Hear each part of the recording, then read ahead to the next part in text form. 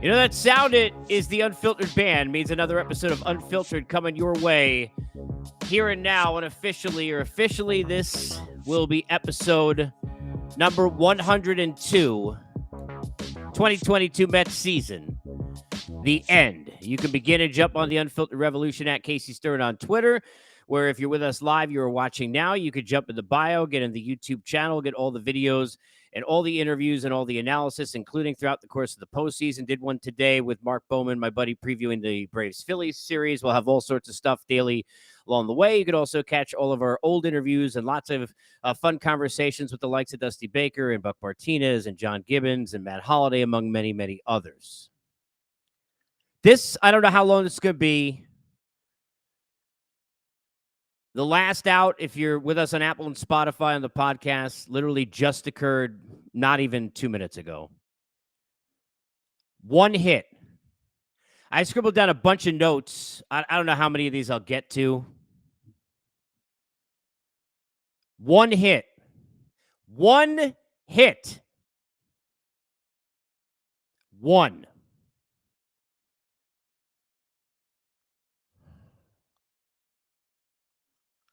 I saw a tweet somebody sent me. It said about an hour ago, or maybe less than that. Buck sucks. This is what he does. And another tweet. This guy sucked. That guy sucked. Everybody sucked. This sucks. If you're a Met fan, this sucks.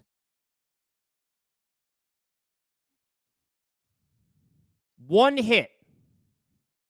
One.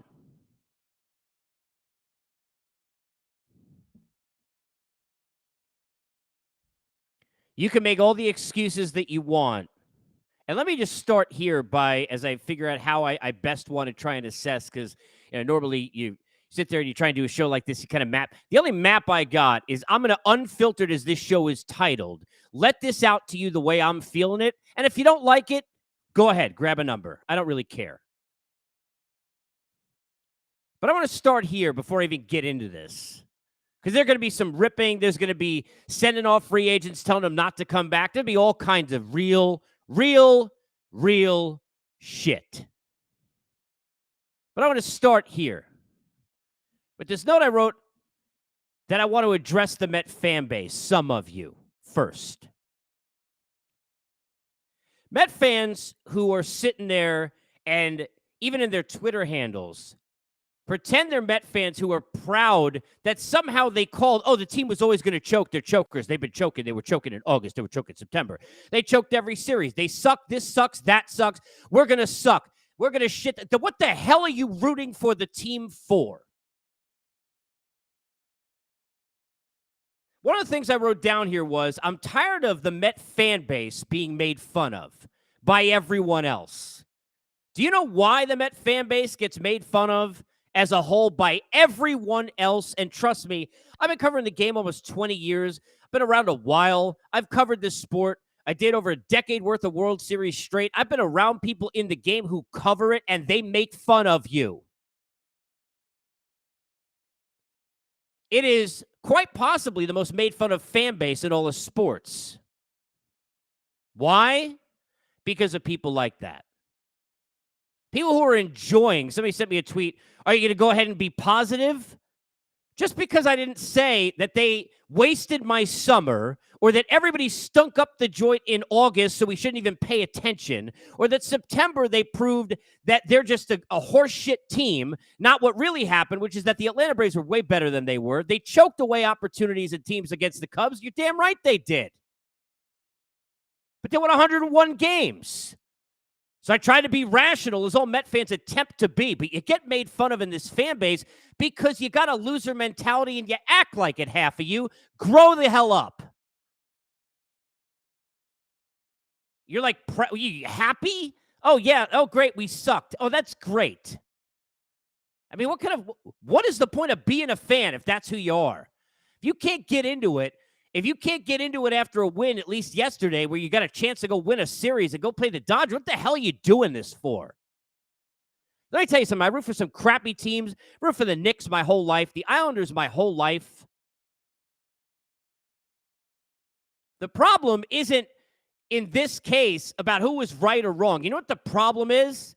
It comes down to one word. And here's the irony of the day for me as a fan, just to take it personal side.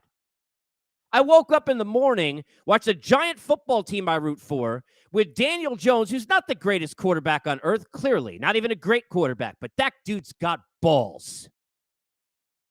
If you don't believe me or think I'm wrong, go watch the game. Balls. Toughness. Brian Daboll's got that team 4-1 and completely has changed the culture of that franchise because they're tough. They got fight. You know what you were looking for in the game tonight? Fight. You know what you were looking for in the at-bats after they went down 4-0, then 5 and 6-0? Fight. Yeah, great pitchers can make you look stupid. Checking for ears can make you even look more stupid. But where was the fight? That you can get upset about because it was not there. Where was the fight in the Braves series at the end against Atlanta? It was not there. Putting a team together isn't easy, people. I know you want to sit there and pretend that it is, but it's not. That's why it's mastery what Alex Anthopoulos has done in Atlanta over the last 5 years that he's been there. It's not easy. A lot of times you're missing an ingredient. You're missing a piece. You're missing two pieces. You don't know what it is.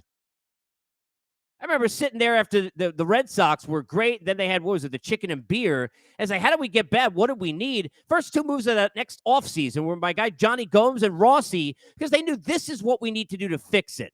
I got news for you. Part of what the Mets need to do to fix this, in addition to clearly more slug in the lineup, is they need more fight.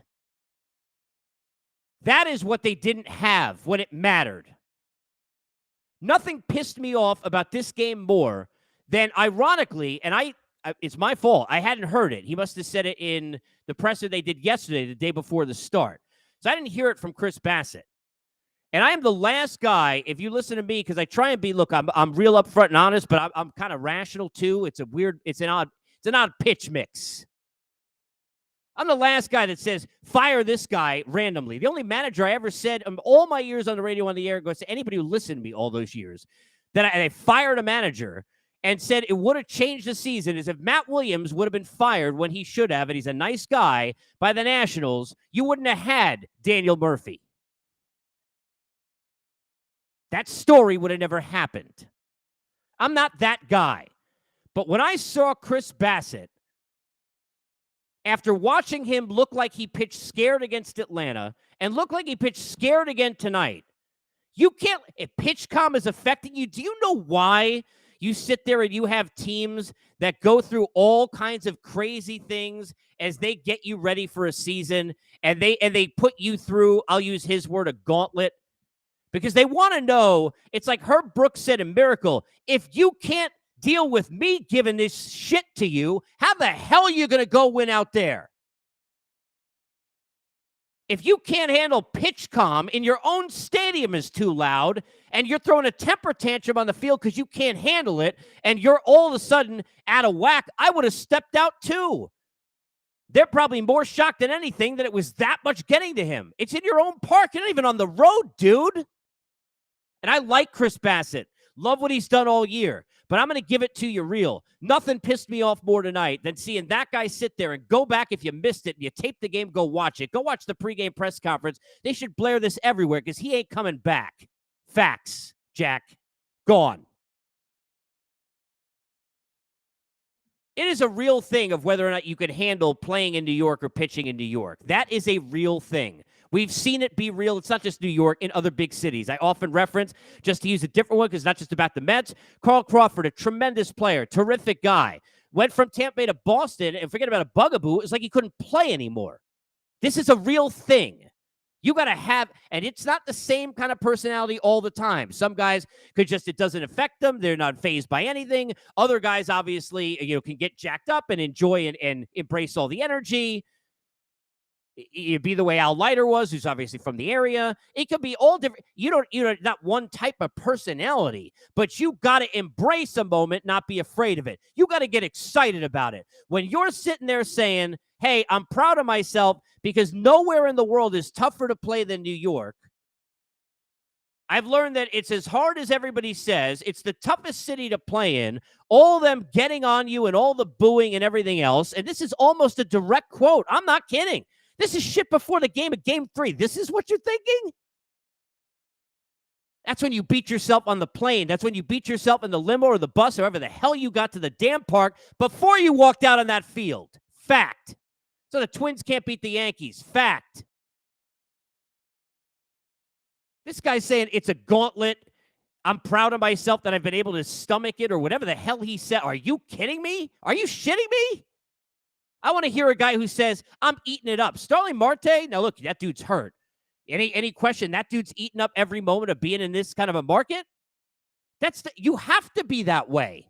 Or you have to be literally impervious. You can't be penetrated by any of that nonsense, let alone by a pitch com in your own ballpark because it's too loud for you. And I don't get, irrational and heated about shit just for no reason and tell you guys should need to be off the team. But let me tell you something very fair. After seeing him pitch in that Braves series, after seeing him pitch tonight, and after hearing that comment, get the hell out. Bye. See ya. Get out. Can't cut it here. This isn't for you. You're a nice guy. You got a lot of pitches. You are impossible seemingly to replace with all of the innings that you give, and all of that is accurate. But when it comes to being on the line and in this city, A, I don't even think you're going to want to be in New York based on what you said, and B, you pitched and looked scared. At least Drew Smith, by the way, he came out there, and dude's blowing 97 by dudes. Give me that. Give me that. Give me that guy. I want him, to quote my cousin Vinny. Bassett, get the hell out of here with that. Are you kidding? You can't win in New York that way. I'm sorry. You just can't. That mentality is why you lost. Now, look, they didn't score runs. They didn't get hits, and we'll get to all that. You can't win if the Adrian thing, Rocky, you can't win. You can't win if that happens. I get it. But that dude had a non-competitive start against Atlanta. Had the same thing here. And literally, it looked like he was dealing in the first inning. But the first blip of something got in his way, you think he's going on the road and winning in L.A. if he pitched next week? Were you crazy? The pitch calm in your own park? Garbage. That's garbage. That you can get on. That is garbage. That's horseshit. Sorry. This unfiltered for a reason. Don't like it? Leave. That's horseshit. I love Buck. I got no problem with gamesmanship. The timeouts and all that stuff was annoying me too. It reminded me of Sean Avery with Martin Brodeur. For anybody who gets that reference, tweet me. It's a hockey reference, but it really is what I was thinking the whole time. And I happened to be doing the post game at MSG that game in New York with Ron Duguay. I'll never forget it. I did the post game that night on MSG for that Ranger game when Avery was doing the thing with Brodeur. That's what it reminded me of. But they basically had somebody go down to Buck, I'm sure of it, and tell him whether, and I don't even think it's the spin rates as much as maybe it's the spin rates after they saw the pictures. It was all the tweets. And I don't even know how many tweets, and I didn't answer any of them. The only one I retweeted was Donovan Mitchell because I thought it was funny that he was jumping in on it. I'm not blaming Donovan, except for the fact that he went to the Cavs. Although I can't blame him for that either. But I didn't retweet or get into any of that because I'm not giving an excuse. That's half of the problem with this team. They had no fight. Look within and go ahead and you're getting beat. You're getting your ass handed to you. You're getting your trumpet shoved up your ass. The only thing you got to do is to grow a pair, get up and fight. You want to hit a dude? Now, I'm not saying go hit Grissom on purposely. Look, it's not my style. Look, we argue about that, whatever. I don't know if that was on purpose or not. But you want to do that? I'd rather that than go check a dude's ear. Sorry. Because he's shoving? Are you crazy? They're checking the glove every single inning. Oh, he pitched for the Astros. Or you don't think they cheat because you know who said he had pinworm. I mean, really? This is what we're doing? You went from a 100-win team and a 100-win fan base, and now this is what you want to be? That's the problem with what this team looked like. And by the way, here's the irony, because I know you're going to, and it's okay. I get it. Max didn't do his job. Trust me, he knows, right? He knows. But the irony is they don't have enough Maxes in the room because he's not an everyday player. They need some more dudes with Mark Hanna. I love Mark Hanna. Tough at bats, right? Love Mark Hanna, right? And I mean that sincerely. Brandon Nimmo, he's got fight to him. Jet McNeil's got some fight. They need more of that. There wasn't enough of that. There was enough. We're not taking this shit. Are you kidding me? We're not going to let this happen to us. Jet McNeil was the only one who had great at-bats in Atlanta the whole time. It didn't look scared in that series. The gauntlet. I'm proud of how I handled the toughest city to play in with all their booing. They booed you for 5 freaking seconds, Bassett. Seriously, after one start, which they never should have done like 4 or 5 weeks ago. I got on people for that on Twitter. My glasses are getting fogged up. And you're telling me this is what you're thinking about in a press conference before Game 3? Are you shitting me? You lost before you got in the park. Sorry. I covered this game long enough. This is not just some... No effect. Look, I've two worlds. Crazy fan, but I also seen a crazy lot of stuff, talked to a crazy amount of players, and I know the difference between the mentality of guys like a CC Sabathia and others who, without their best stuff, would go grin and bear it, get you through, give you 7, give you 8. The Adam Wainwrights, who maybe it's not New York, but that dude could have played in New York his whole life and would have been successful and had no freaking problem. And a guy like Bassett crying about pitch calm in your own park because it's too loud. Let's quiet down for you. What are you, at the free throw line? What horse shit? Of course they didn't score. Of course the offense didn't do anything.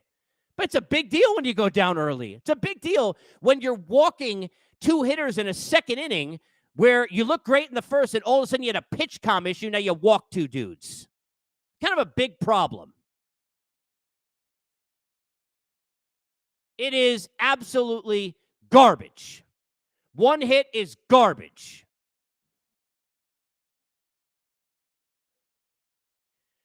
I don't know if Jacob deGrom wants to play there anymore. Don't. But give him credit. He didn't have his best stuff, whether it's because of the blister, he didn't want to admit it or not, whether he's tired or not. I have no idea. That dude was throwing sliders for an inning and a half, but he got Machado and Bell and struck both their asses out and got through it. That's a dude. Give him his credit. Give him his credit. Jet McNeil got a big hit yesterday, got a ton of them down the stretch. Give him his credit. Brandon Nimmo, who got 3 hits yesterday and a walk, got a ton of hits down the stretch of the season and at least was pissed off and dejected after they were losing those games. Give him his credit. Not enough of that. Give me more of that. Give me more of that. 1 hit. 1 hit. You tip your cap to Joe Musgrove with a fantastic performance that was otherworldly, and not because of what's in his ear. You give your credit to Trent Grisham, who stepped up, gave the latest Cole Gillespie, and, I don't even know how many other guys for the Mets over the years.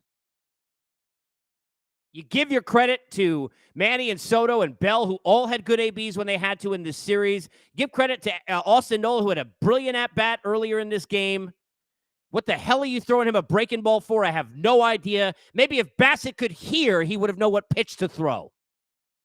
He shook off 5 pitches and chose to throw a guy who can't hit a fastball if you at least try to get it in on his hands with your 2-seamer, and he threw him a breaking ball. Maybe one of the 58 times you shook from your pitch calm, you shouldn't have done it.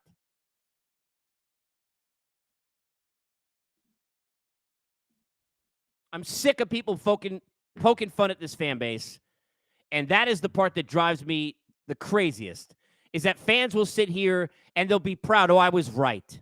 Oh, you were right. You were right they were going to choke. You were really? This is who you are? That's why you lose. That's why you lose. You lost before you got to the park then, too. Grow up. Grow a pair.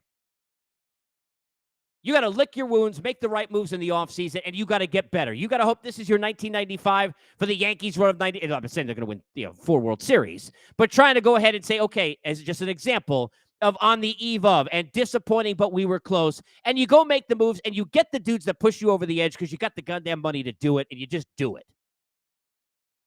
You pay Nimmo and you bring his ass back because he is part of the solution, not the problem, for sure. If Jake doesn't want to stay and wants to go, then you go ahead and figure it out with the pitching. You can't just wait a year and sit there for Ohtani and pray. You got to figure out how to get better. You're going to have to replace Bassett's innings if you're going to bring Taijuan Walker back instead, or however you're going to do all of that.